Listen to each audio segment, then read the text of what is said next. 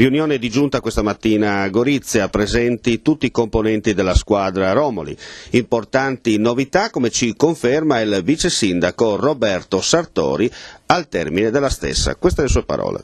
Dalla giunta odierna cosa è emerso?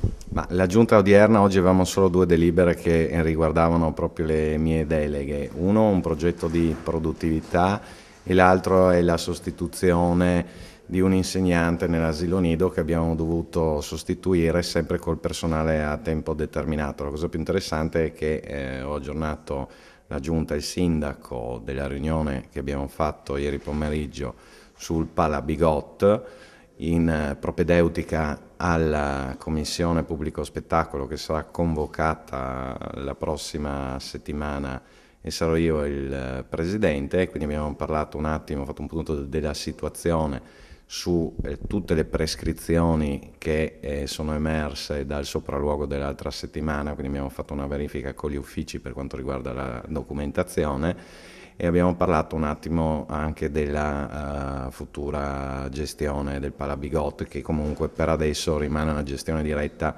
fino alla fine dell'anno, in modo da quantificare esattamente i costi.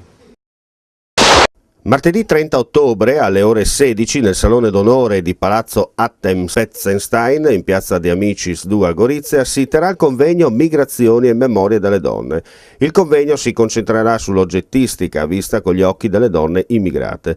Il significato di foto, musiche, odori che legano queste donne ai luoghi lontani del loro passato. Le protagoniste, donne immigrate, aprono gli spazi privati delle case e raccontano gli oggetti che hanno accompagnato la loro migrazione. Alle storie di vita al femminile si accompagnano riflessioni sull'esperienza della migrazione e sull'importanza degli oggetti come espressione di identità e simboli di cultura.